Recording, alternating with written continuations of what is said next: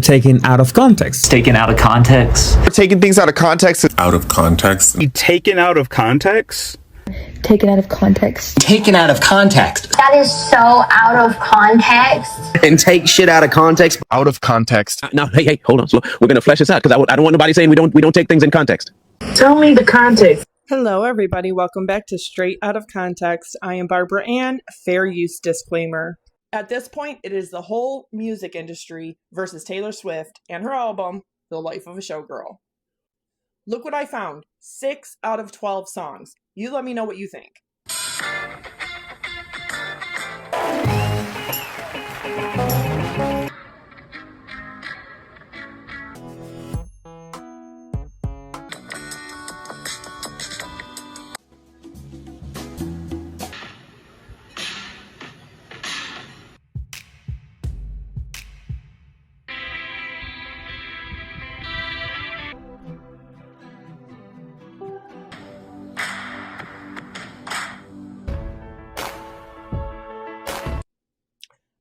The Life of a Showgirl is also giving Jonas Brothers.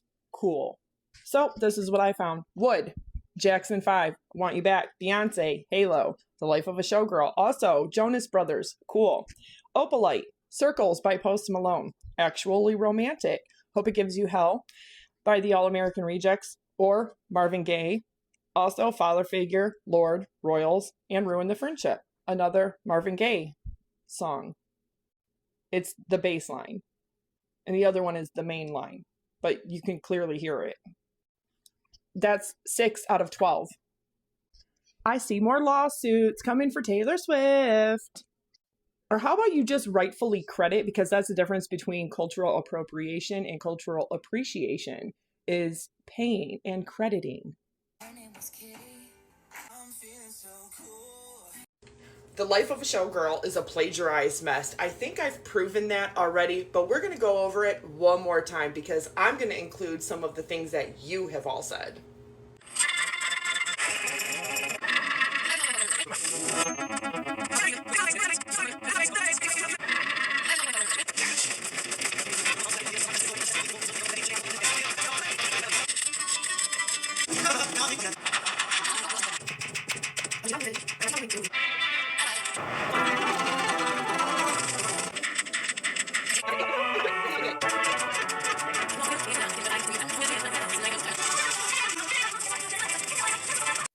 Now, Taylor Swift does rightfully credit George Michael on Father Figure because she takes his line, "I'll be your father figure." Plagiarism is not sampling, and even with sampling, this is the difference between getting permission, paying for the licensing, paying the royalties on the success of that song, getting clearance and permission, and clearly doing the right thing to credit. The only song she credits, other than Max Martin and Shellback on all 12, is Father Figure. Now, if you don't know, Taylor Swift was sued before by 3LW and their producer, who are all African-American artists and music producers, for Play Is Gonna Play, for Shake It Off. Now, she was going to face a lawsuit, but she rightfully credited Right Said Fred in Look What You Made Me Do. So she is not above plagiarism. And the people that would defend the theft of copyrighted material are part of the problem.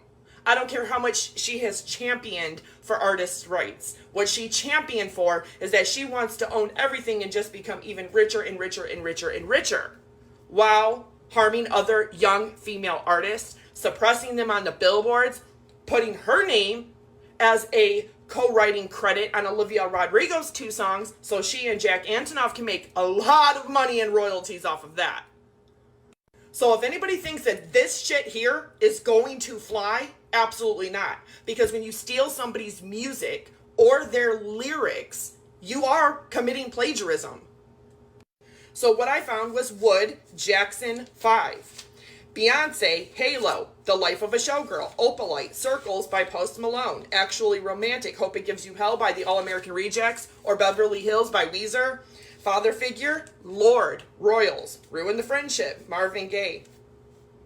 Now, I have taken your suggestions and what other people have found. The Pixies, Where Is My Mind, also Actually Romantic. Eldest daughter, Alanis Morissette's Hand in My Pocket. Canceled, Lord, Yellow Flicker Beat. Opalite, I just showed that clip. Luis Miguel, 1 + 1 = 2. Enamorados. The Fate of Ophelia, Summertime Sadness by Lana Del Rey. And we know how much she likes to copy Lana Del Rey because she thinks she's the cool kid. I'm going to tell you something, Taylor. Lana Del Rey has never been the cool kid. Don't try to emulate her.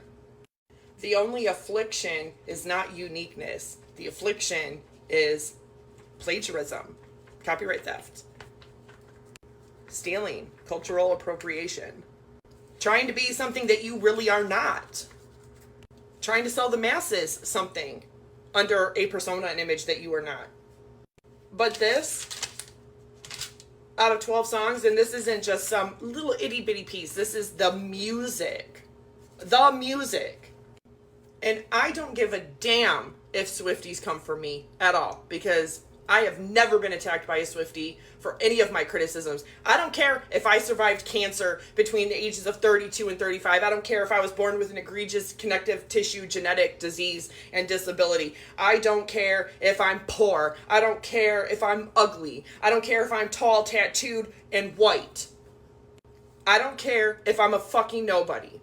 Taylor Swift is not above criticism, even from me, a fucking nobody. Taylor Swift did not even go to college. Her billionaire status did not come from her herself by any way, shape, or form. If she didn't have the family, the wealth, the generational wealth, the connections of her father, if she didn't have none of that, she would not be where she is right now. Mark my words. But that's besides the point, because I want her to be in love. I want her to be stable, healthy, happy, not in a clingy, weird, borderline, histrionic relationship where she's obsessive with somebody. A good, healthy relationship. Get married, have kids, have the whole thing. Have a bunch of babies, whether they look like him, they're banging spoons together in the corner, or they're writing songs stolen from other people. Here is the credits on every single one of these songs. This is the only one that she does rightfully credit. But Father Figure, the music, is copying Lord.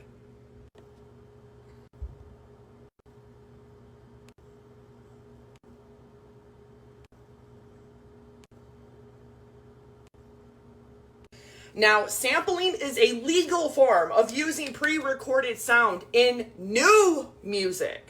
But using copyright material without permission constitutes copyright infringement, which is a different legal issue. That's not what she's doing. What she's doing is plagiarism. She's trying to take somebody else's music or lyrics and pass them off as a brand new song as her own. And accidental plagiarism is one of the four types of plagiarism, but it's still plagiarism. Even though you know the song in your memory bank, you've heard it on the radio, you heard it on TRL, you've heard it, you heard it on VH1, MTV, you've had the albums, you've heard them in grocery stores, you've heard them on elevators, and you are a musician, and you've already done 12 full-length studio albums if you include Torture Poets Department being a double album. So even though this is her 12th studio album, it's like doing 13 full-length studio albums. The fact is, she has been in trouble for copyright infringement of black and brown artists and producers before. Culturally appropriating a black phrase. She has been sued for this exact thing. Look What You Made Me Do. She rightfully did credit Right Said Fred for I'm Too Sexy because she copies the music. And luckily for her there, she was smart enough to realize that and just do the right thing and pay. But that's the difference between cultural appropriation, a white artist that's so rich and so famous, so entitled and spoiled that she feels like she is allowed to do this and get away with it. Slap everybody in the face, laugh in your face, and then act like nobody is going to realize what she did. I am appalled that Universal Music Group did not even check this album. especially before spending all the money on making a music video, of doing all of the production, of doing all of the marketing strategies. Absolutely disgusted that they would not first check what it is they are getting behind in full. Now, sampling without clearance is illegal and a violation of copyright law. Even small, even a 2-second portion of a song. To sample legally, you must obtain written permission from the original copyright holders, meaning that could be multiple people that wrote the song, the record label that owns the master recording. It could be music producers that helped write the song as well. You have to get the permission and the clearance from all of the original copyright holders. Copyright infringement is the unauthorized use of copyright material. In music, this means parts of another artist's recording without permission, which is a violation of the United States copyright law. Plagiarism is taking somebody else's work and ideas and passing them off as your own, as new music. While sampling can be considered one of the 4 forms of plagiarism, it's really not. It is done without proper attribution and permission. The core legal issue with unauthorized sampling is copyright infringement. As I just showed you in all 12 songs on her new album, The Life of a Showgirl. We've found, with the help of others, we have found 9 out of the 12 songs are copying the music, plagiarizing the music of other artists, especially people like Marvin Gaye, people like the Jackson 5, people like Beyonce. There's no way anybody that is a millennial born in 1985 like me, or 1989 like Travis Kelce and Taylor Swift, same exact generation, that you do not know who the Jackson 5 are. I'm born and raised in Detroit. Who, of course, I know, ingrained in my subconscious, is the Jackson 5, Aretha Franklin, Motown. You're going to know Beyonce's song Halo. It was a very big hit, played on the radio, still to this day. Now, that is where you think you are creating something absolutely 100% original, but what you are doing is you are pulling music that you know from your subconscious. It's still plagiarism. It is one of the 4 types of plagiarism. Accidental plagiarism, where you genuinely believe that you are making a song 100% original, but you're not. The fact is, 9 out of 12 songs, if it was 1 out of 12, that's one thing. And of course, she rightfully credits George Michael on the one song, but Father Figure is also copying the music of Lorde for her song Royals. So when you really put it in a context, people are going to sit here and they're going to defend every single thing that Taylor Swift says and does. But the fact is, this is plagiarism, and plagiarism is theft. This is not sampling. If she was rightfully sampling, it's where you take somebody else's song and you sample a piece of it. What she's doing is plagiarism. She is taking somebody else's song and remaking it, putting her own lyrics to it, and trying to pass the music. And because plagiarism, either music or the lyrics. She's trying, and it doesn't matter if you take even one line out of an entire song, that's still plagiarizing. You are trying to take somebody else's line or verse or bridge or chorus, or you're taking their actual bass line, or you're taking their actual beat, their intro, their outro. You're taking their entire foundation of the music itself and trying to pass it off as a brand new song, as your own, as original. And that is what she is doing. That is what she has done with The Life of a Showgirl. And like I said, she's a chameleon. She's a chameleon. The fact that she has to go on interviews and say that I've been told by everybody, I have never been more like myself. Meaning that you're not yourself. For this whole entire time that you have been playing this character for fame, for wealth, for money, for the media, that you haven't just been yourself. Maybe that's why everybody does love Billie Eilish so much more than Taylor Swift, because she's imperfect. She doesn't try to be perfect, because we know that Taylor Swift's not perfect, but it's the fact that she tries to present herself as such when we know that nobody is perfect. Every single person is imperfect and falls short of the glory of God. Everybody is a sinner. It's the fact that she can't embrace who she really is. It comes across in the music, clearly, because she's plagiarizing. She is plagiarizing. And this is what happens when you try to hide behind a persona and an image and this isn't the first time, that she has stolen music or even lines from other songs, other artists, or from a culture that she's not a member of. A racial, religious, or ethnic group that she is not a member of. And I did everything to give this album a fair chance. But within 20 minutes of slipping through all those songs, I noticed it immediately. And I'm so glad that everybody else has picked up on all of theirs also. The ones that I came back and shared. Because at the first 4 songs, I already noticed 4. After listening to all 12, I noticed over 6. Now with the other 3 that everybody else has noticed, or that certain songs might double as another song and the beat very much does sound the same, it's still plagiarism though. There's no way to perfectly, wrap that up and present it to you. Dog shit in a box wrapped up in wrapping paper and a bow on top is still dog shit in a box. Even Taylor Swift cannot live up to the image and the persona of Taylor Swift. Because the image, the brand, the persona is this perfect artist, this genius artist who didn't even go to college, who didn't even learn to read music, didn't even study music throughout middle school, high school, and college.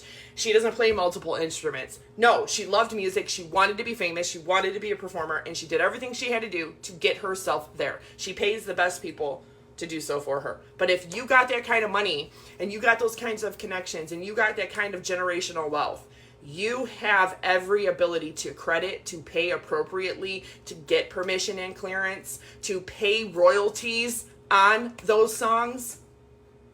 And for goodness sakes, to credit the name of the originator on the bottom of the song. And like I just showed you, only father figure George Michael is credited. This album is giving vibes that Travis Kelce likes to listen to.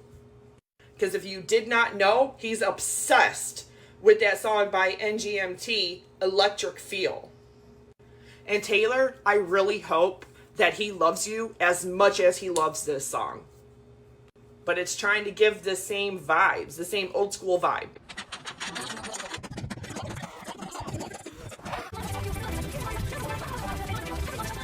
I don't want to keep talking about Taylor Swift, but I've always had an issue with her. I've always thought that she was a mean, fake, pejorative, bully type of girl. Because, if you look at what she's always done with her career, I feel like now we've had enough conversations about, cancel culture to where we're able to have this conversation. Because it's, I don't think that you should always be cordial, with your ex no matter what. If they hurt you, then they hurt you. But, I don't believe that each and every one of those men that she wrote those songs about were actually as bad as she makes out. Don't get me wrong, I can't stand men like a dog in a shelter. But when you only date famous people, their popularity literally is their ability to have a job, to live what they live and have the people in their life that they have in there. I'm not saying that she threatens their ability to have that. I'm saying that when you're a celebrity and you slander another celebrity like that, you are coming at their livelihood. And a lot of the things that I saw her coming at people's livelihood over, frankly, didn't seem worth it to me. That, and with how she used to sue her own fans for making fan merch, all this other shit, how she sabotages other artists with album releases that are just the same song over and over and over again, and how much she relies on that fake, ignorant to be innocent type of thing. Oh my god, what? You think I'm doing this? I never thought about it that way. I think you're looking a little bit too far into it. Oh my god, did you hear that shit? That type of girl that plays ignorant as a way to play innocent. They literally can't wrap their head around what you're saying. Kind of also trying to paint you as a little crazy. I know all of y'all have met a girl like this. I know all of y'all have met a white girl like this. And I think that is reflected in how shallow a lot of her writing is, about how much she doesn't understand Shakespeare at all, despite the fact that she never stops talking about fucking Shakespeare. I need an interview with this woman to find out who the fuck she thinks Ophelia was.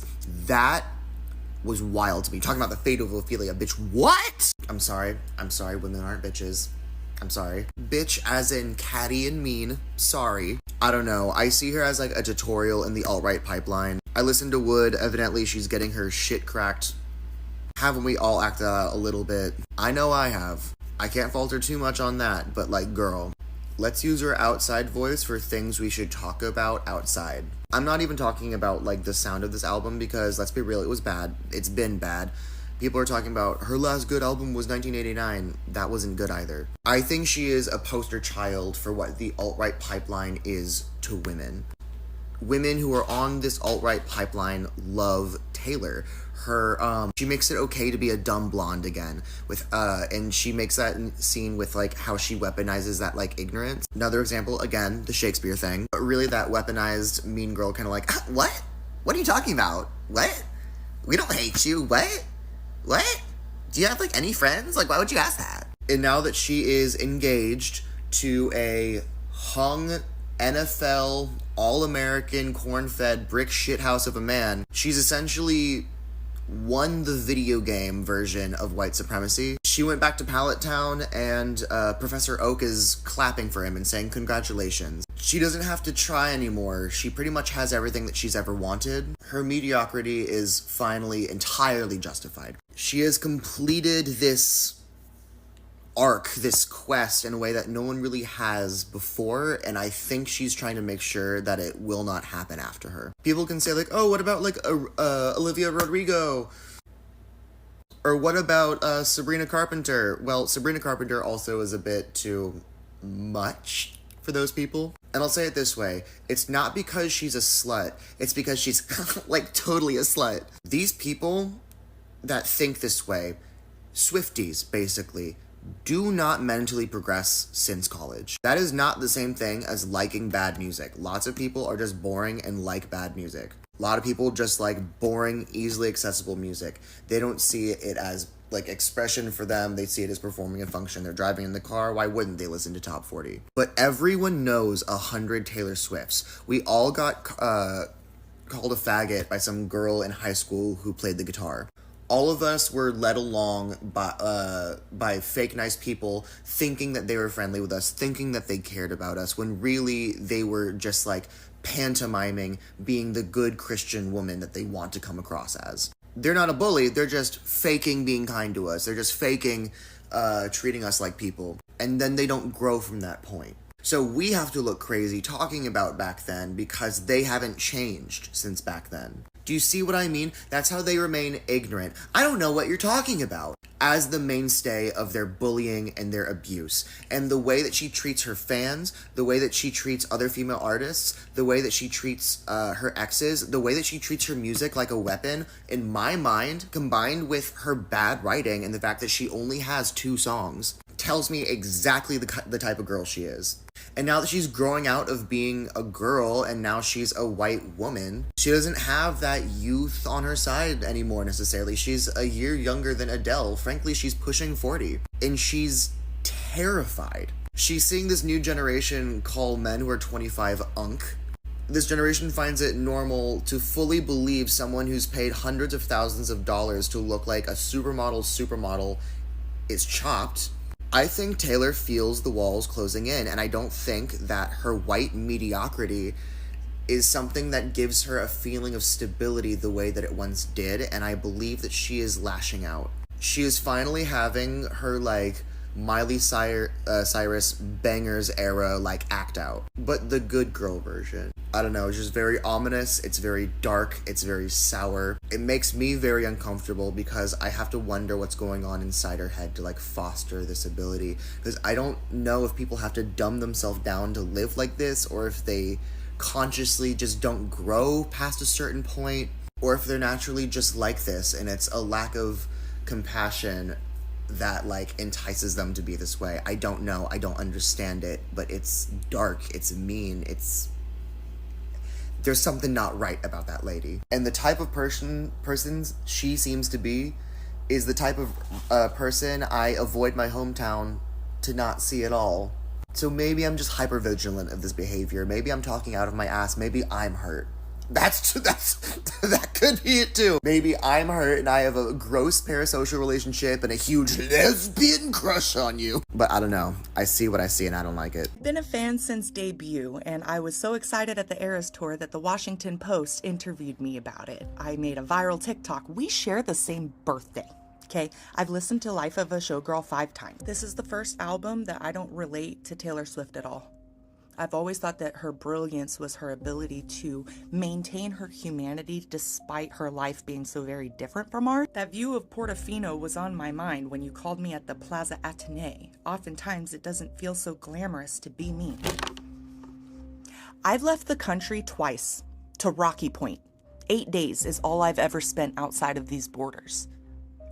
Your life doesn't feel glamorous? Honey, even your struggles are glamorous, okay? Because we're doing breakups and feelings of loneliness, and we're also having to pay bills, right? We don't have a therapist to walk us through this. We can't go drown our sorrows in Balenciaga and shit. I'm really glad that, like, you figured out what you want from your life, but they want those 3 dogs they all call their kids. Just out of curiosity, who's they? Okay, because it sure seems like you're trivializing the fact that, like, a lot of us are not going to be able to afford to have children. But we're happy for you. It's like, it's so tone deaf. Like, oh, ignorance is bliss. I'm happy, guys. Like, and for the record, it is political. Like, not saying something right now is political. And also, I pledge allegiance to your hands, your team, your vibes. Like, that kind of says to me, like, you were thinking about it, and, like, it's an active choice to not think about it. Like, it's ignorance is bliss. Just focus on the happy. That's why, like, even father figure and actually romantic, it's like, those would have been great, you know, if it was in reference to something that mattered. Like, Scott Borchetta, you already got all your music, girl. You already got it. It's over. What are you still singing about? And actually romantic, that's just bullying. It is. Disrespect and an unequal power dynamic is bullying. Like, you are way too big to be punching down. It all just kind of culminates into this Life of a Showgirl, which is just like, you can't know how hard this is. Oh my gosh, it's so hard. Like, okay, it is. Like, I remember you were, like, not talking in between performances, and it was, like, an insane amount of exercise. I get it. You chose this. You could have retired before the Eras tour, and you would have been fine for your entire life. Like, I am not willing to be impressed by this anymore. And by the way, being canceled is not the worst thing that can happen to you. Are you watching the news? 2 more things, because I really want to hammer this home. I don't need 8 copies of the same damn thing. You dropped Folklore on Spotify on, like, a Tuesday or something, and all of us lost our mind, okay? Stop with this unbelievably obnoxious, very clear money grab rollout. The other thing I'll say is that You Need to Calm Down had a line in it that said, "You're coming at my friends like a missile." And now that they really are, this is what you put out. I'm incredibly disappointed by this album. Congratulations, Taylor haters. This is the one we've been training for. This is the one we've been training for. This album and this moment has been remarkable, derogatory to watch for 3 reasons, in my opinion. 1, she has in one fell swoop completely dismantled the mythos that has put her where she is. 2, she has proven my personal unified theory of Taylor Swift, which I'll get to in a moment. And 3, astrology predicted all of this. So this is not going to be a short video, strap in. I'm going to start with an analogy. When I was in 10th grade, my mom went to parent-teacher conferences, and my English teacher told her, "Your son is one of the best writers I've ever had in 30 years of teaching." And my mom was like, "Oh, wow." She said, "But he has nothing to say.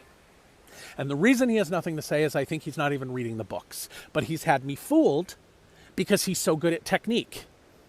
But I want you to let him know that I'm onto him, the jig is up, and I will not be giving him any more A's until he can learn how to actually say something in these beautiful essays he's writing." And my mom came home and told me this, and I was like, curses, foiled again, right? Because that's exactly what I had been doing. I had her in 9th grade, and I learned what she liked, and I just churned it out and replicated it. Give the people what they want. And that is who this person is. And that's who she's always been. And there's nothing wrong with that. But that's who she is. She has an amazing acumen for the fundamentals of pop music. She's a great producer, great pop vocalist. She understands the basic grammar of creating a big arena spectacle, and she's a wonderful writer. Her command of wordplay and rhyme and meter and rhythm is really impressive. But there's no there. She has nothing to say except to talk about her ego and her teen angst poetry about boys. And before you call me a sexist, I basically only listen to female artists and only to pop music because I do not respond to most men's artistic work because I usually feel like they have never known a day of struggle in their lives and have nothing to say. And if they have had a day of struggle, they blame it on someone else. And I don't find that compelling. So that's not what this is about. What this is about is she has nothing to say. And there's nothing wrong with that. There's nothing wrong with just being good at what you do. But she would have you believe that she is the second coming of Joni Mitchell or Carole King. And there's no there. And the way she has bridged that gap is, one, by being really skilled at making pop bops, Shake It Off and stuff like that. She's really good at that stuff. But for the rest, she has figured out who her target demo is. And she has created what I would call a simulacrum of connection with them, where you feel like she understands you and you understand her, and it feels very connective and cathartic, and you feel seen and heard in a way that you probably don't with other artists. And it's been very effective and lucrative for her, which is what makes this new album so unbelievably strange. Because there is not a single excerpt I've heard so far that pertains to anything that has anything to do with a normal person's life.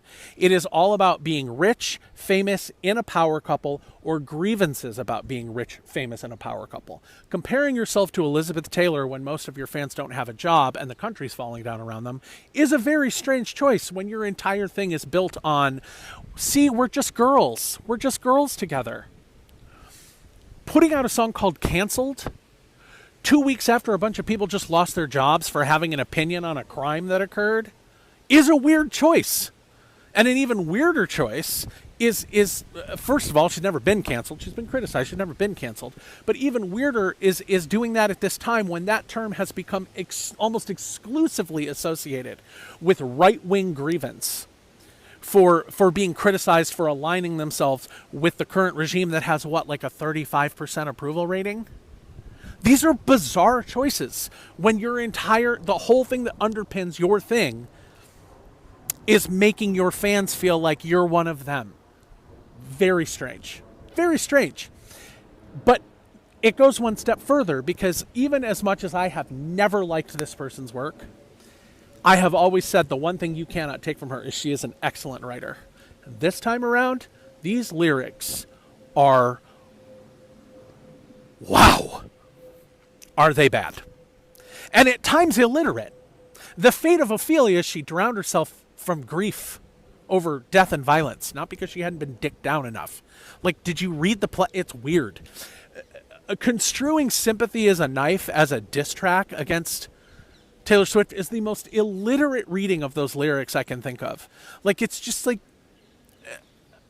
the writing's bad, but also like kind of dumb. Like, it's just wild. And what has been fascinating is watching even some of her most vociferous defenders come online and be like, this album's ass, what happened?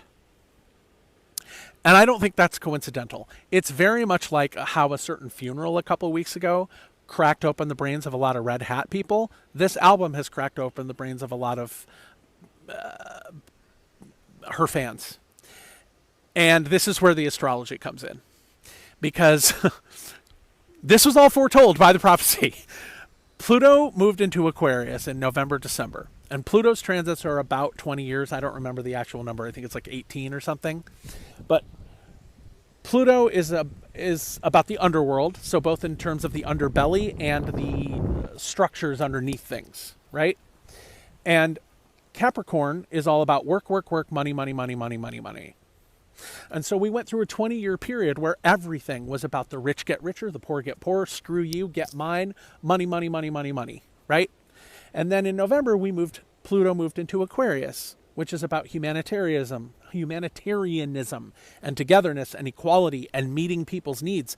And that's a marked shift, which if you believe in astrology is why everything that's happening right now is happening. Because to get from point A of Pluto in Capricorn to point B of Pluto in Aquarius, a whole lot of stuff has to be dismantled, which is also what Pluto is, the destroyer. All of that to say, I don't think it's coincidental that much like Dear Leader, this person rose to the billionaire class during the 20 years of money, money, money, work, work, work, money, money. And now that we're all fed up and in a completely different mindset, the wool is being pulled off people's eyes. I mean, there's just as many other ways to explain this that have nothing to do with astrology if you think that's nonsense. The simplest one is she's been a billionaire for too long, and when you live in that kind of rarefied air, you lose connection with reality. And that's what happens to all of them. So there's that explanation too that's maybe simpler. Either way, I think this is fascinating. And not to be arrogant, but as I get older, I have noticed a recurring theme in my own life, which is that I'm often early but rarely wrong. People will tell me I'm full of it or crazy, and then a month, a year, 5 years goes by, and they're like, you were right. You tried to tell me you were right. And I have been saying this about this person for 10 years, and I feel very vindicated.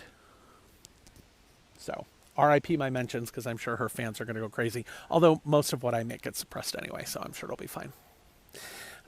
But anyway, enjoy your little album about Travis Kelce's dick or whatever. Bye. Taylor Swift is handing the conservative agenda on a silver platter to the masses. And before I go any further, and before you argue with me, you cannot convince me that the master lyricist of our generation, akin to Shakespeare, the Easter egg master of our generation, is not aware of what her entire optics and lyrics and album and everything is giving at this very moment. And before you suggest that this was supposed to be a satirical album, I would like to remind you how she feels about this album in her own words. World to me to have this creative experience where like we knew that we had to bring the best ideas we've ever had. Yeah. And I also know the pressure I'm putting on this record by saying that, but I don't care because I love it that much. And there's not other ones coming. This is the record I've been wanting to make for a very long time. I'll try to rapid fire this as fast as I can so that my video is not an hour long, but we're going to start with the rollout of the album, the announcement of the album on our boyfriend's football podcast. Our boyfriend who plays for the NFL, who we are now aligning our brand with, who is one of the most racist and problematic industries in our country. Yes. Listen, I don't know how long Taylor Swift's been doing this, but I know it's been a pretty good amount of time. She's worked pretty hard for her career. But why are we sharing what you are saying is the best piece of work you've ever put out, and you're going to share it with a man? You're going to announce it with a... This is where the optics are starting. We are creeping our way down the conservative pipeline, and before you say that's a reach, I'm not done. We all know what's coming next, the engagement. They got engaged as a package deal with the album rollout. Yes, they did. The album was announced, and 1 day later, 2 days later, it was announced that they were engaged. We could talk about how manufactured that is. We could talk about how inauthentic it is. We could also talk about how it is yet another step towards the conservative pipeline. Now, if you're unaware about her history with the Orange Man, he didn't like her very much. He, in all caps, I hate Taylor Swift. She's a childless cat lady. I want you to bank that for later in the video. But once this engagement happened, we had a public statement put out by Pumpkin Man. And he said, wow, Taylor Swift, you know what? She's a great person. She's a terrific person even. And I'm very happy for them. I wish them best in their marriage. Okay. Now, I'm not claiming that Taylor Swift can control what that man says or that they are partnering in these words. No, I'm not saying that. But the U.S. has a history of using pop culture to further a political agenda. She's doing what he wants everyone else to do, is to get married and have white babies. What I do know that she can control is the music that she puts out. And I'm just going to jump right into it. Canceled is an anthem for those who are over being politically correct, and we're breaking down the wall of shame that it means to be canceled. Taylor Swift says it's okay now to be canceled, and that's actually cool. And maybe if I'm canceled, I could be her friend. See how that, see where we're we're taking steps. When I first heard the lyric, I'm not a bad bitch and I'm not a savage, if that is not the most dog whistly shit I've ever heard in my life. Moving on to wish list, let's take a moment for these lyrics. They want a fat ass and a baby face. They want freedom. They want 3 dogs they call their kids. But I just want you. Have a couple kids, have the whole block looking like you. And say that again. I want to have your white babies, and I actually want our entire neighborhood to be racially homogenous. She went through this entire thing with Trump, right? About how she and her fan base did not like being called childless cat ladies. And now Taylor is calling y'all childless cat ladies because she's about to pop out some kids. And you know what's coming next? Taylor Swift line of baby product. You too could pop out some kids and live in a racially homogenous neighborhood. This song was very much giving pick me. I thought that we learned our lesson with the she wears short skirts, I wear t-shirts. The pick me song of all pick me songs. This is that in this different font, but worse. Do you understand? Not to mention the blatant disrespect that it is to put a song about Travis Kelce's over a Jackson 5 interpolation. This all feels so blatantly obvious to me, the pipeline that we are sliding down, especially with her bestie. The same week that the album was announced, Lana Del Rey came out with this cover. The fuck? I feel like I'm on the show Pranked and also on Black Mirror. It's the crossover episode. This is where I'm going to add, the comment that Travis Kelce made about him being honored to play football for Orange Man. And this is where I'm also going to answer your question. Well, does she owe us her political opinions? She's just a pop star. Well, yes, she does. She is a white woman with one of the most massive platforms in our world today. In Miss Americana, she platformed herself as an ally and monetized off of that. So do I expect a white woman with the biggest platform in the world to make moves with politics? Yeah, I do. Taylor Swift dropped a new album, and also let's talk about recency bias. These things are related. Recency bias is a naturally occurring cognitive bias where people put a greater weight on a new thing or a new version of something that they've already experienced. So Taylor Swift drops a new album, we feel stronger about it. We recall the newest thing the most vividly, and it's really easy to retrieve because it's at the front of our minds. As a result, we become heightened emotionally to the greatness or lack of greatness that we perceive within that object of study. It distorts our judgment and we overreact, but it feels definitive and we do it every damn time. I have personally only listened to 6 songs on this album. I already have very strong opinions about it. People on the internet already love it or hate it, mostly the latter.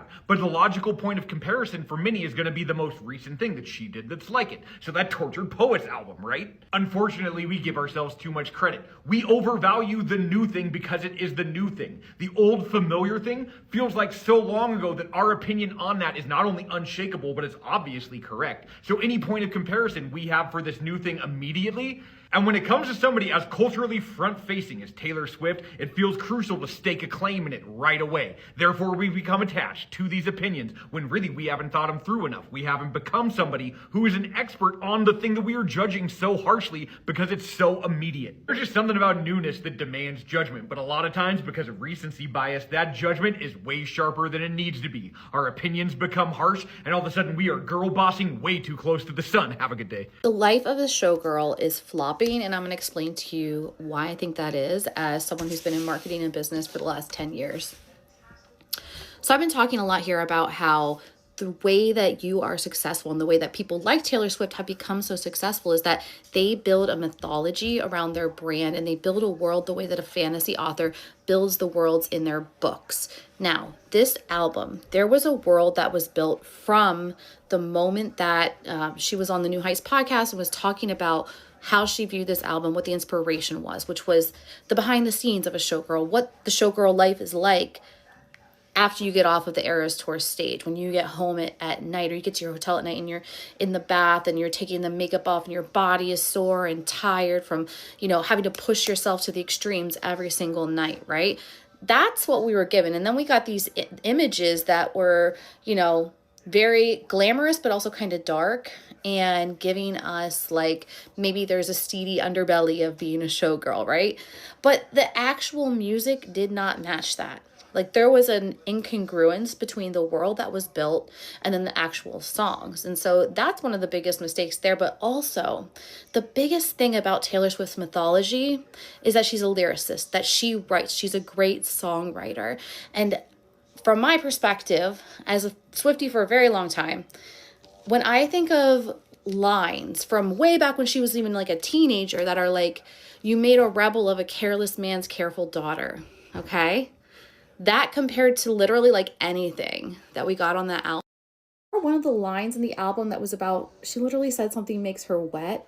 And I just don't associate that with Taylor Swift. What I associate with Taylor Swift are things like Guilty as Sin from Tortured Poets Department here, which is, my bed sheets are ablaze. I screamed his name, building up like waves crashing over my grave without ever touching his skin. How can I be guilty of sin? So we're talking about sexy stuff, but it's clearly from this like elevated perspective, you know? And what she did in this album, I feel like it just doesn't fit with who we think Taylor Swift is. Taylor Swift is a chameleon.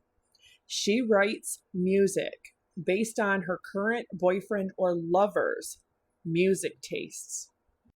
This is why, in my own opinion, she hates Billie. Yes, that Billie Eilish. Because Taylor Swift has spent her entire career projecting a persona and image of the good girl, the all-American girl next door. White, tall, no tattoos or piercings, natural blonde hair, blue eyes. Did everything right, did everything daddy expected her to, did everything that everybody expected her to. Loved music so much that at 14, her dad just uprooted the entire family. Transferred jobs from Merrill Lynch in Pennsylvania to Merrill Lynch in Nashville. Had connections and clients that had not only a record label, but got her first contract. Curating and purchasing her career for her. Despite not having the lyric, the vocal, or the musical talent like millions of real musicians who are trained, who are educated, she loved music, and that's what she wanted to do. She wanted to be famous. She wanted to be on the stage. She wanted to perform. Doesn't mean she's good at it. Doesn't mean she's the best at it. But she said something recently while promoting The Life of a Showgirl.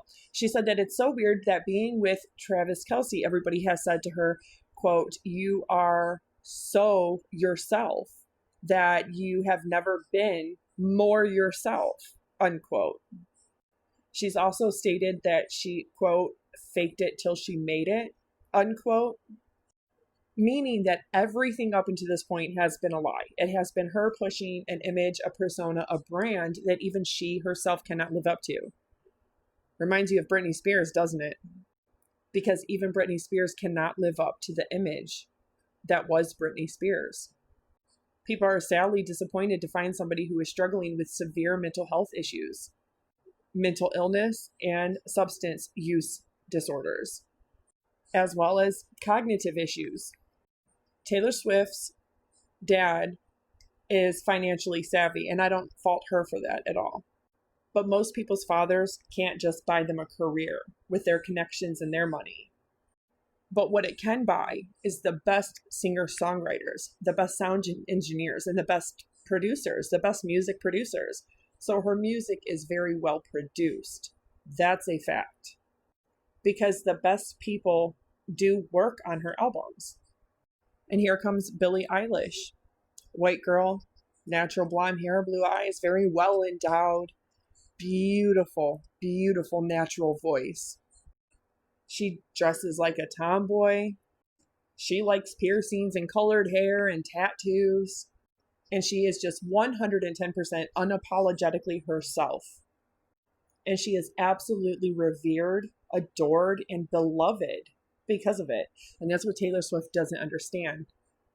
And that's the one thing that she grapples with inside, is that she knows all of these fans that she has and these accolades were given to her not as herself, but her pretending to be a different persona in person.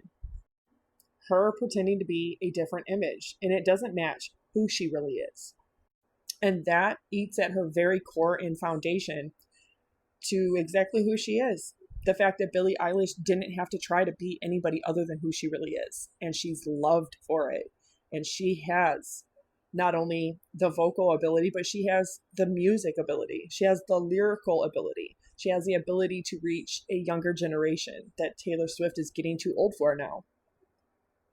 But a big part of Taylor Swift's problem is that she is the one who has always tried to curate this whole thing with all of her relationships, being linked with this famous guy, that famous guy, this famous guy, that famous guy, allegedly writing songs about that love or breakup, becoming known for just that, writing love songs and breakup songs about very famous guys that she has been linked to, dozens and dozens and dozens of them. But notice how she's always the victim. She's always the one that's done wrong. Well, there's only one common denominator in all of those failed relationships. But every single album that she has ever done correlates to who she was in love with and who she was dating. And you see that even with Midnight's Folklore Evermore, even parts of the Tortured Poets department. It all has a certain vibe and sound to it. A sound that weirdly matches what Joe Alwyn likes to listen to. His kind of music, the kind of music he would make, the kind of music he did help make. And that's where a lot of people that don't like Taylor Swift and are not fans of her, not her as a person. I don't hate her as a person, of course. I don't hate anybody. In fact, I want her to get married. I want her to have kids. I want her to have that. I want her to be herself in her music, her imagery, her art, all of it. But she's never been that. She, even self-admittedly, has been everything but that. So she knows that her fan base, she knows the money, she knows the fame, she knows all of it is really larger than life, larger than her. She knows that it's not deserved because she didn't obtain it through honest means. She didn't obtain it through being who she really is. She has only delivered you a false sense of who she is. But her fans don't know her at all. I don't know her at all, but I do know enough to know that what she projects is not her. And then she puts out this album, The Life of a Showgirl, which over 2/3 of it, 9 songs now. Now, I know I did a video showing 6. Clear plagiarism. The only one out of 12 songs that has any credit down at the bottom is Father Figure, and that is because she does have to credit George Michael for taking the line, "I will be your father figure."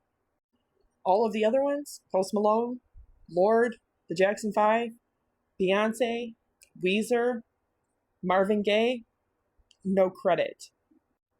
It doesn't matter. With sampling, you are not allowed to just sample somebody's music without obtaining some kind of publishing or licensing rights. You still have to credit. You still have to pay royalties on that. You still have to get clearance on that. And when you do none of those things, it is straight theft. It is plagiarism. But this whole, 1977 to 1989 type sound vibes is exactly the type of music that Travis Kelce likes to listen to. So this album is not genuinely where she was at, what she was doing. It's her producing an album that reflects what her lover likes to listen to. So she likes to talk about the patriarchy. If there was a patriarchy, Taylor Swift wouldn't exist because they wouldn't allow her to exist. America, land of the free, home of the brave, land where anybody can equally make whatever dream they want come true. So we have all been gaslit and manipulated into believing. But really, it's the rich get richer and the Nepo babies get even richer. They're the ones that have all the mean, the motive, the opportunities. And the one thing that I believe, in my own opinion, that Taylor Swift has always grappled with is the fact that she inside knows that she's not deserving of everything that she has. She knows it was obtained through dishonest means and misrepresenting who she truly is. That's also why she doesn't like Billie Eilish and suppresses her charts. Purposely puts out variants every time she has a new single or a new album out. Because Billie Eilish is not only beautiful, she has a banging body, but she has the literal voice of an angel straight from heaven. Taylor Swift can't compete with that. And she can't compete with the fact that she's just so beloved and raw and honest in who she is. And she's loved because of that. People that dislike Taylor Swift largely dislike her because she is not herself. So really, the only people that should be thanked for the music that Taylor Swift puts out is, first and foremost, her father. Secondly, her brother also helps work for her. Third, the main lover or boyfriend that's in her life, because they are the inspiration for the kind of music she decides to put out. The kind of music they listen to and are attracted to. She wants them to be attracted to her by way of her music. And all of the men who have helped write and produce all of her music. Jack Antonoff, Max Martin, Shellback. It's not women that put her where she's at, or just herself. At first, I kind of felt bad for Swifties because they were looking forward to this new album, and it ended up being ass. But then I remember how I dragged her lyrics from So High School, where she says, "Touch me while your bros play Grand Theft Auto," and you guys were like, oh my god, like, it's a genius line. It's about how he makes her feel like she's in high school again, blah, blah, blah, blah, blah. Yap, yap, yap. Well, now you get a whole album of that shit. So I hope you fucking enjoy your slop, girls. Because you were the same ones falling all over yourselves to defend her last album and the shit lyrics that were in that. But you expected this one to be good? Like, I don't... Whatever. Hey, for no particular reason, Ophelia does not lose her mind and drown because she is unloved. She loses her mind and drowns because she lives in a patriarchal society where every decision in her life has been made for her by men, among them her father telling her to break up with Hamlet, who then proceeds to call her a whore because presumably they slept together, and then kills her dad by accident. So then when her dad is dead, because she has never had any self-determination in her life, she loses all sense of self, loses her mind, and drowns. Alternatively, the drowning can be seen as a feminist act, potentially the first decision she's ever made for herself. And then conversely, Gertrude, who makes decisions to save herself in this society, is also called a whore. So centering a man in something we have spent the last 500 years realizing is actually a pretty feminist take for the time, for this time even. I don't know, it feels like there was a better song there. All right, y'all, I don't know if it's just me, but this album, I am not a Swiftie, but I do like Taylor. I was very excited for Life of a Showgirl because I heard it's Max Martin. It's going to be something different. The art seemed like it was on point. This is not it. Let's talk about this song, The Fate of Ophelia. Let's go through the lyrics. Keep it 100 on the land, the sea, the sky. Pledge allegiance to your hands, your team, your vibes. Don't care where the hell you've been because now you're mine. Who the fuck wrote this? This sounds like a third grader wrote this shit. I heard you calling on the megaphone. You want to see me all alone? Girl, you're supposed to be one of the best lyricists of our time. And this is what you come up with. I don't know. I know Swifties will come for me. I get that. I appreciate how dedicated they are. This is only one of the videos I'm going to make on this topic, though, because the next one we're going to talk about Charlie XCX, and not so happy with that one. Let's keep this sound-alike party going with Opalite. I've been comparing very similar sounds to the intros or sort of like midsection choruses of the new songs on The Life of a Showgirl. Here's a refresher of Opalite. Okay, before people start getting their panties in bunches here. There is a big difference between interpolations, samples, and literally just using sound similarities. And these are sound similarities. She interpolated father figure, she told us that, but we have to keep in mind that a lot of bands do this, a lot of singers do this, a lot of artists do this. This isn't something new. She's not ripping people off. the fact that there are so many, I do believe that this is absolutely done on purpose. And just as a reminder, okay, the 1975 is kind of known for this. Not to bring Maddie Healy into it, because I know people who don't like that, but I'm just saying that they are known for twisting sounds to kind of make them their own. And the entire point of this is to be inspired by art. It's not the same art. It's not the same sound. It's not the same words. It's not the same meaning. It's different. You're literally inspired by something you hear and you make it your own. That's the entire purpose of art. So everybody just keep that in mind, and I'm going to keep them coming. So people don't like this album because it's not lyric-y enough and doesn't fit the vibes of Tortured Poets Department. But people didn't like Tortured Poets Department at first because it was too lyric-y and didn't fit the pop vibes of Midnights. But people didn't like Midnights at first because it didn't fit the vibes of Evermore and Folklore. And people didn't like Folklore at first because it didn't fit the pop vibes of Lover and Reputation. Now, I'm going to take a pause right here. Y'all remember that the song Me is on Lover, and we still think that this is the downfall of her lyrical geniusness? Anywho, people didn't like Taylor Swift in between 1989 and Reputation. Speaking of 1989, people didn't like this album because this was her official transition from country to pop. Also, the songs Welcome to New York and Shake It Off are on here. And again, we think that this is the downfall of her lyrical geniusness. People didn't like her in country because all she did was talk about breakups. I'm going to take a pause again and remind you that Stay, Stay, Stay was also on here. And we still think that this is the downfall of her lyrical geniusness. She talks about throwing a phone at someone's head and he comes back wearing a football helmet. Anywho, again, people didn't like her when she was in country because all she did was write about breakup songs. But people didn't really like Fearless because Love Story and You Belong With Me were top of the charts and top of the hater list. And people really didn't care for her debut album, even though she was writing about love songs. They just thought that she sounded bad. She has the most loyal fans and the most loyal haters. I've been a diehard Taylor Swift fan for like the last 17 years of my life, and I've drained my bank account for this woman, so I'm allowed to say it. The album's not good. Like, it's simply not. Like, yes, the beats are catchy. Opalite's beat is like really fun, and I can see it being a hit. However, like, are we listening to the lyrics? Redwood tree, it ain't hard to see. His love was the key that opened up my thighs. No. The album feels forced. It doesn't feel like her. It, like, I'm like cringing. I'm like, honestly, I'm getting mad when I'm driving listening to it. And before you say like you need to listen to it like 4 times, I've listened to it like 10 times. It sounds like a big Dr. Seuss book for adults. Like it sounds like an R-rated Dr. Seuss book.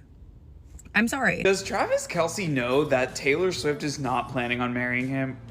Like, does Tavis Nation know that Taylor Swift is not planning on marrying him? Like, it's very clear the way she's been talking about her marriage that it's almost like a persona of somebody who would be excited to get married. Like, she's going on all of these talk shows, radio shows. I bet on Seth Meyers and Jimmy Fallon she'll also do the same thing, where she'll say, you know, she's not planning it. She's doing the album first. That's more important.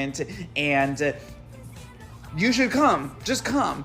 And she says that there's no, like, periphery or anything of, like, no, ceiling for who to invite. She said, I'm just going to invite everybody. It's just going to be a dream. It may, like, there's no real, like, detail or spark around her. All she knows to do is, look at this.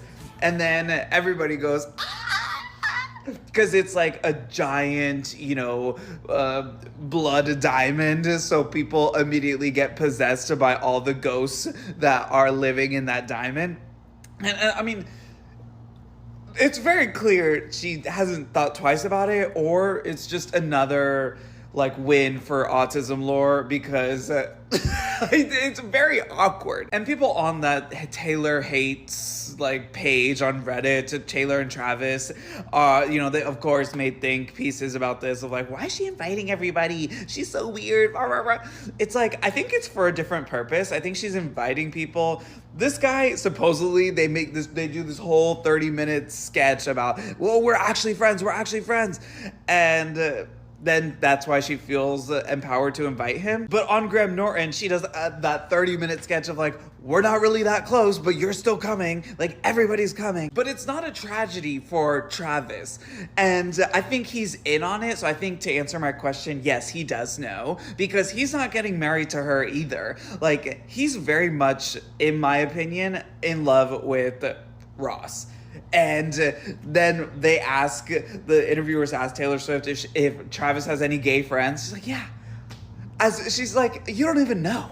Like, you don't even know about her polycule. And it's just so funny that, like, people are asking these questions just so far behind on your homework. Like, I know polycule politics is like a 4,000 level college class, but really, America, you've got to step it up. Like, I don't know what it is, but people not realizing that Taylor, Travis, and Ross are in a polycule, and that Taylor and Travis, they're not getting married because, first of all, polygamy is illegal in marriage. Second of all, Ross and Travis are already married. So, duh, Taylor Swift is not getting any piece of the marriage cake. And also, she has never signaled that she wants to get married. And I guess on this spoof of an album, she's like, give me that ring. Oh my God, and that hard cock. Taylor Swift doesn't talk like that. We've never heard her speak in such a disgusting way. But you guys are eating it up. So I think you guys love this persona that she's putting on, this character that she's speaking from.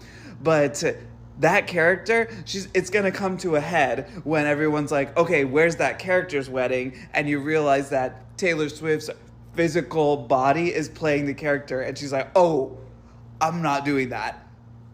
It's just like watching a movie, like all the actors, like you're thinking about her as the character in the movie and not the actress. Being a true fan is not just blindly praising every single piece of work that an artist comes out with, but it's having the ability to critique a piece of work when it really just isn't that good. And that's where I'm at right now with Life of a Showgirl, so let's just do some quick hit opinions. That her setting up this album the way that she did was just like a little bit detrimental, and I feel like that's the reason why a lot of people are having critiques. But I think the way that she set it up and like her describing that this was going to be folklore level storytelling, but just paired with catchy pop beats. That this is about the highs and the lows of what was going on in her life outside of the Eras tour, what was going on behind the curtain, the highs and lows of like life of being a showgirl. The album is neither of those things. This is an album about her falling in love with Travis Kelce and feeling happy and feeling loved and feeling secure and just like finally having acceptance of like where she is at in her life and her career. Aside from the fact that like the lyrics just like are not fantastic, like this is by no means her best writing. I know that she's happy. I'm never going to knock somebody down for being happy and feeling secure in their life and their relationship, but I don't think that Travis Kelce is like making the best muse when it comes to her songwriting. Fate of Ophelia could not have been a more perfect choice for an opening single for this album. I feel like this is something that she has struggled with a lot in the past in terms of choosing a really good first single for an album. It's a catchy song. It's something that you're going to hear on the radio and you're going to have that earworm in your head for the rest of the day. Catchy lyrics, catchy production, works fantastic for a first single. Actually Romantic, I'm having like very mixed opinions on. I like that she was exploring a little bit more of a rock sound. I feel like that's something that her fans been wanting for a while. And as much as I did like it on that song, I immediately clocked it for sounding like Weezer. And I feel like when you're working with big names like Max Martin and Shellback, like you're expecting like top tier pop production. And some of those songs had it, but like some of the production also fell very flat and just like felt very repetitive. I think Father Figure gives more eldest daughter vibes than eldest daughter actually did, and I think that eldest daughter is going to kind of go down as one of her weaker track fives. It's a song I keep listening to over and over and over just to see like if I can actually get into it, and like I don't know if it's gonna happen for me. Wood is like kind of giving Sabrina Carpenter. Sabrina Carpenter can like be kitschy and talk about sex, so I can too. But it just doesn't really like work the same. So yeah, all of that to say, I'm definitely gonna have this album like in my rotation. I'm not going to just like not listen to it. There are songs that I'm already listening to over and over and over again. But I do think that a lot of the critiques that people are having with this album are 100% valid. This was by no means her best work. This was by no means her best pop album. I was gonna say it, Taylor Swift wants to be Sabrina Carpenter. Her lyrics are so adolescent and so much younger than what she actually is. She's 40, let's be honest. She's freaking 40. Almost, whatever. But the lyrics don't match like her age at all. It's to the point to where it's not even like funny, like she can get away with it. It's just downright cringy and gross. I'm a hater. I absolutely can't stand the girl. So I wish I could like come at this from a different lens. I'm just gonna be hating this whole video.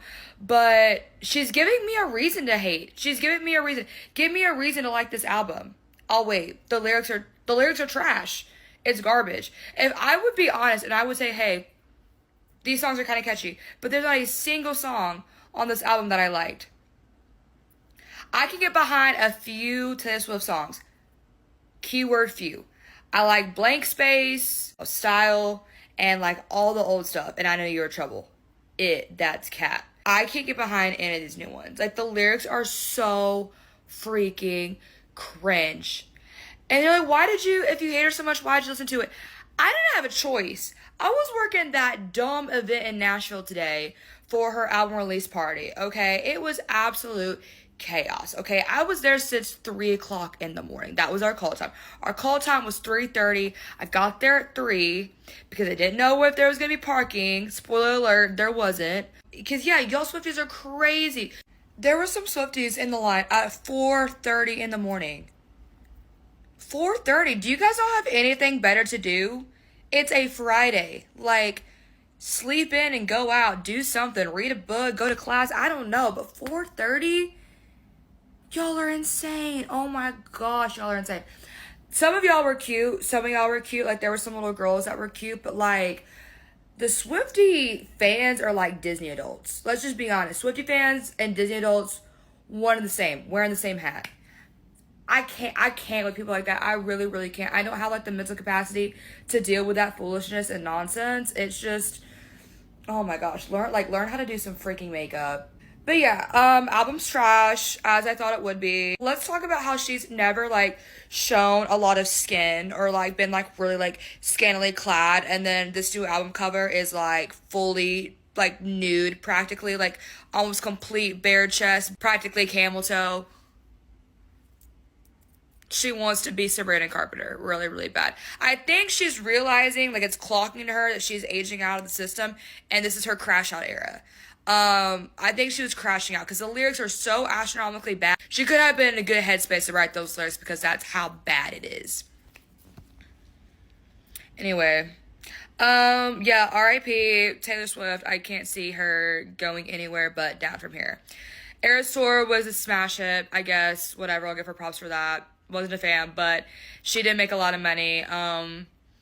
Yeah, this album's trash. Good luck, girl. Life of a Showgirl, more like life of a billionaire high school mean girl. I'm a concert photographer and I own a music publication, so I listen to a fuck ton of music. I'm not saying this lightly. This is the worst album I've ever heard this year. The very first time I listened to this album, I was gardening, so I wasn't paying too much attention to the lyrics. The production and the melodies alone made me turn it off. It was so terrible. Especially coming from Max Martin, you know, he's insane in the music world for doing Britney Spears, Backstreet Boys, Katy Perry. I needed more. But honestly, it's not even Max's fault because then I gave it another listen. I listened to every single song on the album all the way through, and even the lyrics were bad. So I guess it's just bad overall. And before you Swifties come for me, I was a Swiftie before majority of you bitches were, okay? I have the tattoo to prove it. Honestly, the track about Charlie XCX shocked me even more, especially since it was a shitty diss track. Like, I don't know, if you're gonna make a diss track, like, make it good? Like, did Eminem and Machine Gun Kelly not teach us anything? Anyways, I was pissed off after a horrible Taylor Swift album, and then what pissed me off even more was I went online today and was trying to look and see what everybody else was saying about the album, and yet again, I'm just punched in the face with horrible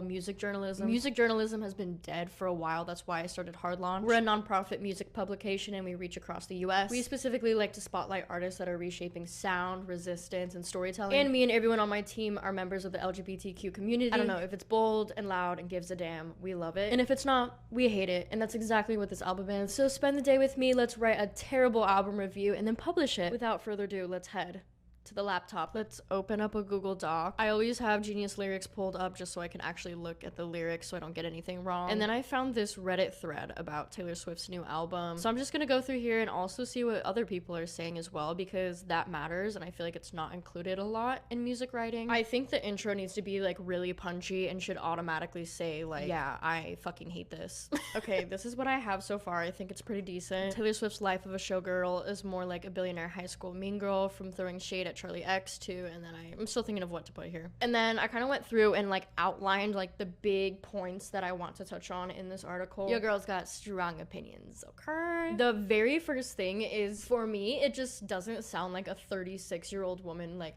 wrote this shit. It almost sounds like AI generated in a way. Like there's just not much like teeth or grit to it. Yet she's throwing in all of these like sexual innuendos and almost too much cursing to where it's like hard to listen to. Now like listen, from somebody that likes metal music, like I do not care about cursing or sexual innuendos, anything like that. But she somehow did it in a way that's so untasteful. It just doesn't sound natural, and the enunciation of the curse words always has me on the fucking floor. Like she's always like, fuck, or she's like, bitch. I'm edgy and cool. Like, no, babe. No, you're not. You're engaged to a Pfizer-backed NFL player. Stop. Anyways, I just clicked publish on my article, so if you want to go read it, you can head to the link in bio, and I would love to hear your thoughts on the album in the comments. Unconditional love generally comes with one condition and one condition only. And if your fans or a person offers you unconditional love, the condition of that love, the singular condition, is that you never take it for granted. Taylor Swift's fans have been willing to see her through a lot of messiness, a lot of imperfection, a lot of her decisions even that have been, frankly, destructive at best or absolutely outside of values at worst. Her fans have offered a degree of loyalty, not only in using her Easter eggs, relying sometimes on the production of her albums when her lyrics weren't there, because they understand her as a person, almost as somebody that they created. They made their girl win. They made it possible for their girl to win. But on this record, on this album, she flew a little bit too close to the sun. To use her words, she girl bossed a little too close to the sun. Because essentially what this album says is, you bitches will buy anything. I know y'all love me unconditionally. I know y'all are Swifties. I know y'all are ride or dies. So you will love me no matter what slop I feed you. And this betrays the contract. It betrays the social contract. It also betrays the brand, fundamentally. When you build your identity around these subtleties, these Easter eggs, and when you create a fan base that is so following your every move, your every communication, that they become expert in at least your marketing, if not your persona, your public persona, when you serve up something that is not up to par, you are slapping them in the face, because previously you relied on the intellect, the intelligence, and the willingness of your audience to find these things, to find these Easter eggs, to find you interesting. What happened here, I think, is so disappointing to the Swifties, because what they thought was an interaction that went both ways, there was a mutual understanding of respect, they now realize was truly a capitalistic billionaire businesswoman cash grab at their expense. And this is devastating, because it's a betrayal of intimacy, it's a betrayal of closeness, and it's saying, wow, okay, so everything that you did before, every way that I was able to relate to you throughout my 20s, through my breakup, through my divorce, now this is empty. Now you were just trying to sell records, but this is the one time you just didn't do it quite as well. You weren't able to manipulate me quite as well. I think it will be very, very difficult for Taylor to get certain diehard Swifties back after this album, because she said the quiet part out loud. She tested the waters of that unconditional love, which you are never supposed to do, and said, will you love me if I serve you slop? And a lot of her fans said, actually, no. And for this, I actually feel bad for Swifties. I'm not a Swiftie. I genuinely feel bad, because it must be so disillusioning and so heartbreaking to realize that at the end of the day, the person that you related to, that you invested so much of your life, your developmental phase as your development, your becoming, your money into, at the end of the day, just saw you as a dollar sign. Good morning, girls. It's October 3rd. You know what that means. New Tay-Tay album. Disclaimer, Taylor Swift lyrics are the reason that I love her songs, and the lyrics in music is the reason that I love them. I love English, and just metaphors and lyricism and production are like my favorite parts of it. I'd say lyricism is my favorite, so I'm really hoping that this album has good lyricism and she doesn't let me down. And also, Folklore is my favorite album because of the storytelling and the lyricism. So, I'm nervous. Okay, Fate of Ophelia is first. I'm gonna look at the lyrics on this. Okay. That's all. I'm gonna listen to that song. I don't love it. It's just kind of like a regular pop song, which I wasn't really expecting much more. Okay, Elizabeth Taylor's next. Whoa, okay, I wasn't expecting that right out of the way. Okay, Elizabeth Taylor. It's fine. It's fine. Okay, Opalite. Opalite, also mid. I'm sorry. I don't think I'm gonna like this album. Father Figure is next. I'm actually really excited for Father Figure, Eldest Daughter, and Ruin the Friendship. Okay, Father Figure actually wasn't terrible. I really liked the lyrics and the story that she was telling because I think it's about Scooter Ron.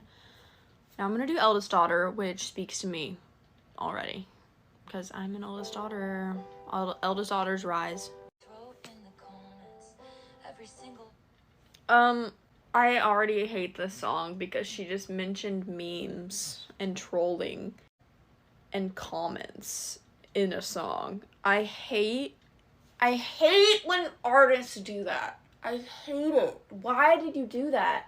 Oh my god, Taylor. This daughter was not what I was expecting. The second line talks about internet memes. I can't. So, I'm gonna go to Ruin the Friendship. I'm sorry, I had to stop listening halfway through the song. It's so boring. The song just does not have a flow. It's just like, should've kissed you anyway. Should've kissed you anyway. Actually Romantic, which I'm pretty sure is a dig at Charlie XCX.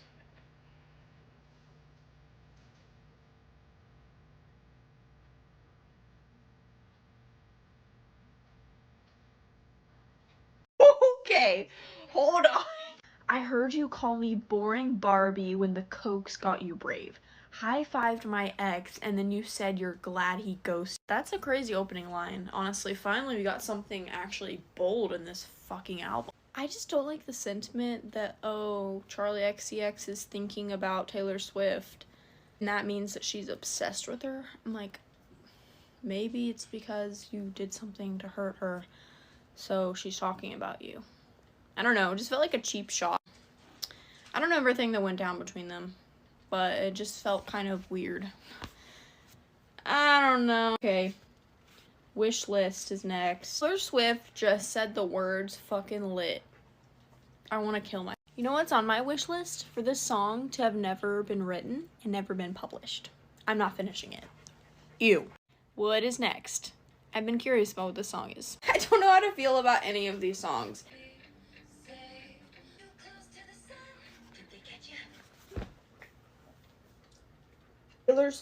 Allison Swift. Please stop saying things. Please stop. Please stop saying things like meme and girl boss too close to the sun. Please stop. Please stop saying internet things in your music. It is killing the lyricism so hard. Like, the lyricism is awful already in this album, in my opinion, so far. What in the actual fuck? Good thing I like my friends canceled. I like them cloaked in Gucci and in Scandal. What?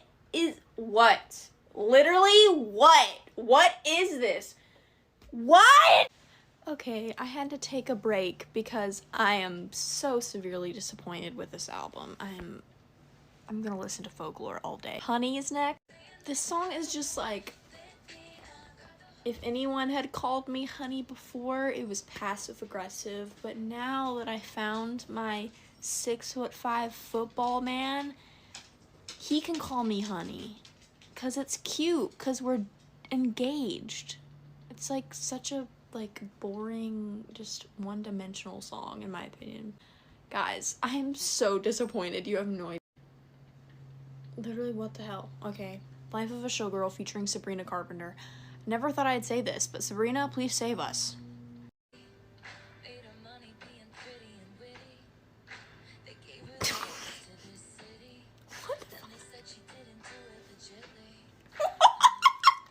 Okay guys, hate to disappoint you, but I hate this album. First listen, and I don't think there's ever been a Taylor Swift album that I don't like any of the songs. And I'm really upset about that because this album literally did nothing for me. First listen. I don't think I've ever had a first listen where none of them have done anything for me. but that's the first listen, okay? I could grow into them, but maybe Elizabeth Taylor, but yeah. Y'all really don't fuck with this album, do you? Not one vinyl has been touched. Alright, Swifties, I'm probably gonna get canceled for this. I'm probably gonna get dogpiled in the comments, but is anyone else super disappointed in this album? I know that Taylor is in a different place in her life right now, and we were not gonna get another Tortured Poets Department or Midnights, but I was hoping for something a little bit more pop, upbeat, makes me want to dance, and this is just bland. And I have to say, and this is what I am sure is going to get me in trouble on here, but Taylor has always been a reflection of who she's dating. And this is not to discredit her work by any means. That's not what I'm saying. However, I feel like with Folklore and Evermore, which are arguably like some of her best albums, she was with Joe, had some help with Joe. I do wonder sometimes how much he actually helped her with those albums. And when we got Midnights and the Tortured Poets Department, which are my favorite albums, she had Maddie in the studio with her. And of course, Maddie did not help her write the whole album, but it just, Travis Kelce was not a good enough muse. And again, I know that she's happy now and that this album was not going to be another one of those, but I just expected more happiness, like more like upbeat vibes from this album. You know, on the Tortured Poets Department, we get lyrics that are, what if the way you hold me is actually what's holy? And then on this one, Travis gets songs about basketball hoops. I don't know. I've given it a few listens all the way through, and there's really just not a single song that jumps out at me, and I'm kind of disappointed. Maybe I just need more time to get into it, but let me know what you guys think, because I'm not impressed, and I'm kind of sad about it. Taylor Swift literally shopped Blake Lively's jewelry archive for The Life of a Showgirl. Shown here in the cover for Cancelled on Spotify is a diamond and sapphire bracelet. It was worn in August 2024 by Blake Lively. She wore the bracelet for this pic too. These earrings were worn for promo pics by Taylor. Blake wore these exact earrings in 2013 to the Met Gala while wearing a Gucci dress. Need I say any more? I will let Cancelled speak for itself. This is the worst Taylor Swift album ever released. First off, the lyrics are absolutely awful. They are disgustingly millennial coded, lazy, and derivative. And the entire song where she is talking about Travis Kelce's wood, the entire song is just reheating Sabrina Carpenter's nachos. The curse was broken by your magic wand. And even more worser, she is literally talking about how she wants to retire and settle down and have kids. And whoever wrote the lyrics for Taylor, I'm not a bad blank and this isn't savage, should be locked up. And even more worser, where she has gone from making diss tracks to being a straight up hater. It sounds like this album was written by Colleen Hoover. And I mean, for serious, can somebody explain to me why Taylor Swift is singing about pledging allegiance to vibes? I have listened and loved almost every Taylor Swift album so far, but this is gone too far. And now a lot of people are theorizing that Taylor Swift didn't even write this album because Taylor would never write lyrics like, I can make deals with the devil cause my blank's bigger. So many songs had potential to be absolute bangers, such as Fate of Ophelia. However, it was completely held back by bad production. However, a lot of people really like the album and say that it is just as good as 1989. Do you think that the album was a disappointment?